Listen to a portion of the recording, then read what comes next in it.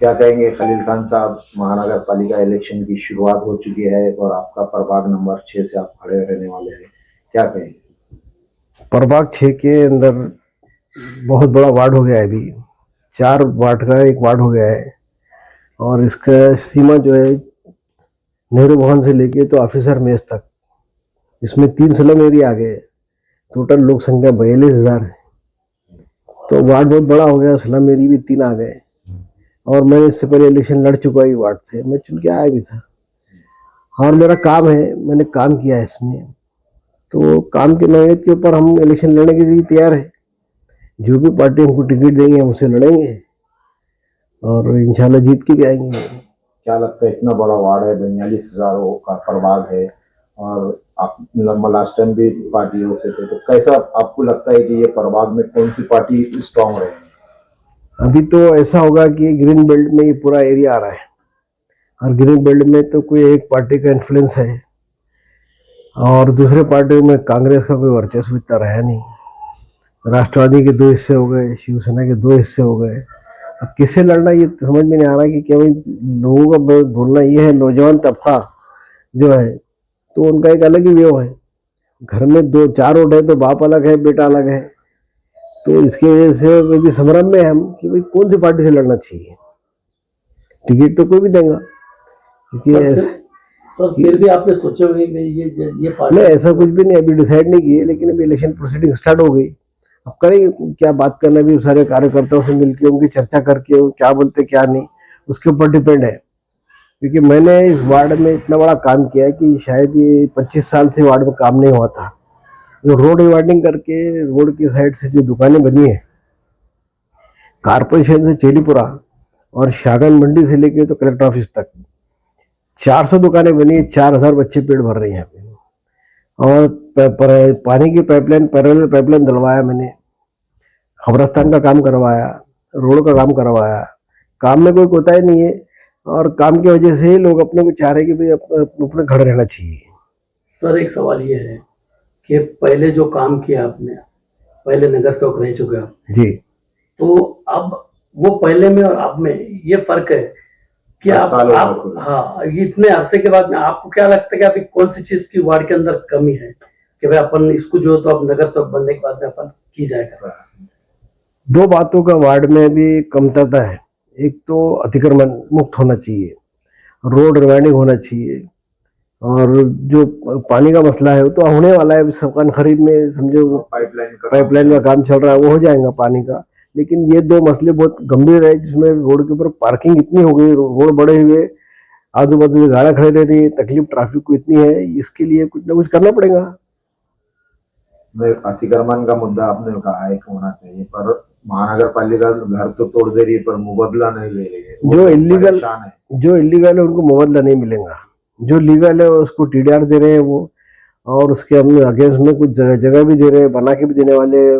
जो आवास योजना है गवर्नमेंट की, सेंट्रल गवर्नमेंट की, उसमें उसको घरा भी देंगे स्कीम में। लेकिन जो रोड के ऊपर, रोड के बाजू में अतिक्रमण है उसके लिए क्या करेंगे? वो तो हटना चाहिए ना। ट्रैफिक को तकलीफ है उससे, ना कारपोरेशन को फायदा है, ना कोई पब्लिक को नुकसान है उसकी वजह से। क्या कहेंगे आपके सामने चैलेंज कौन सी पार्टी को लगता है? मेरे वार्ड में तो नहीं लगता कोई ऐसे चैलेंज वाली पार्टी है।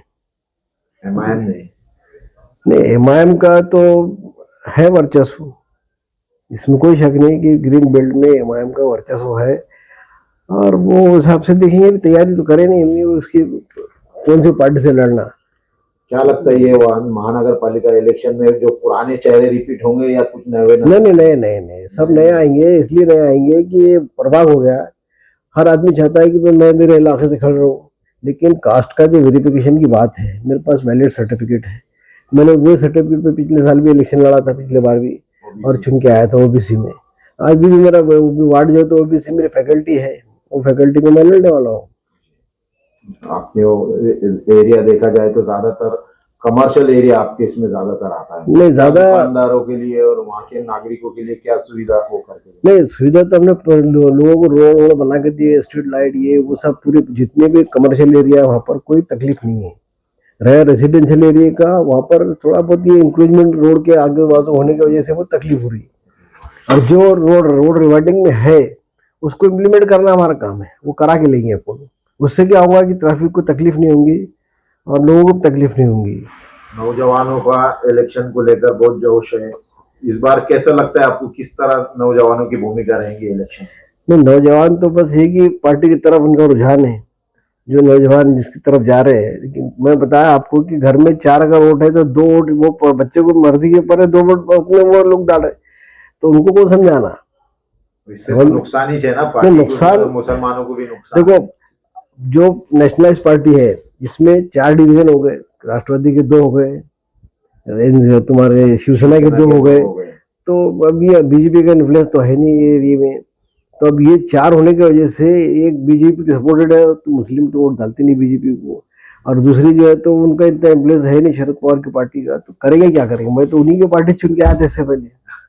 हम समझते थे कि वो चेहरा जो है तो सेकुलर है, लेकिन आज नजर नहीं आ रहा है ऐसा कुछ भी। तो क्या खलील खान खुद का फाइनल खड़े करेंगे? नहीं, पैनल तो नहीं खड़े करेंगे, किसी के पैनल के साथ जाएंगे, कोई ना कोई अच्छी पार्टी के साथ जाएंगे जो चुन के आने वाली है। सर अजित दादा पवार इसे कैसे देखते हैं ये पार्टी? वो तो उनका तो मेरे को है मैसेज कि भाई आओ प्रवेश करो, हम टिकट देते हैं, मगर उनका बीजेपी सपोर्ट होने की वजह से मेरा खुद दिल्ली बोल रहा है तो पब्लिक क्या बोलेंगे। सत्ता में है ना वो उनके साथ, वो सत्ता में क्या होता है उससे, ग्रीन बेल्ट होने के नहीं लेकिन सत्ता में बीजेपी के साथ, तो हाँ तो उसके वजह से लोग नाराज है।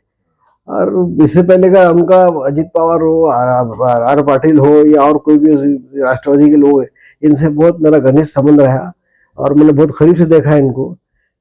तो अब उनके बारे में बोलना भी गलत है, क्योंकि वो सत्ता के अंदर क्यों गए, भागीदारी में क्या गए, उनको मालूम। खलील खान इलेक्शन में दिखेंगे, मतलब भव्य इंशाल्लाह।